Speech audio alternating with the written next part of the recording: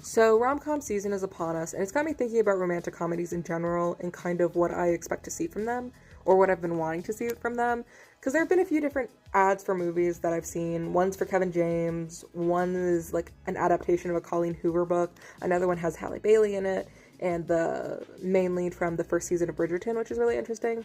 And they're all a little bit cookie cutter and bland. Like, nothing about them is really interesting in concept or kind of doing anything differently.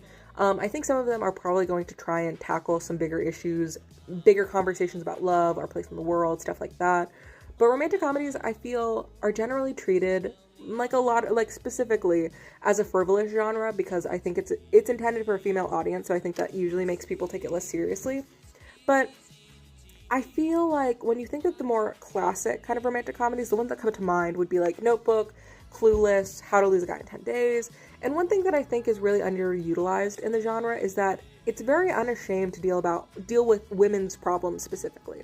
I don't think it has to. I don't think that's the only genre that can, but I feel like it's the most unashamed about dealing with women's problems, about what it means to like be a mother, to be a daughter, to be a sister, and to depict what it's like to fall in love in these conditions or fall in love despite your better judgment.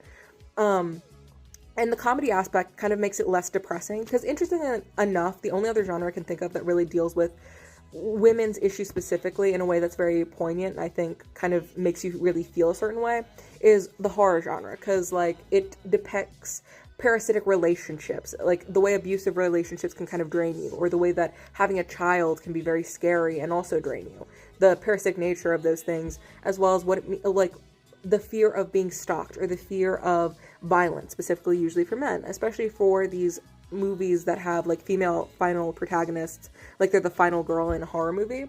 But that's also kind of a downer, right? It's hard to stomach horrors compared to romantic comedies, which are meant to be a little bit more happy, a little bit more, jovial. They have a lighter air to them about why love is still worth pursuing, or why loving somebody isn't a waste of time, even if it doesn't end the way you want. I am interested to watch Yumi and Tuscany just because I really like Halle Bailey, so I'm probably going to watch that. But I really do hope that we get kind of more high concept movies like Eternity, that's more romantic comedy than anything else.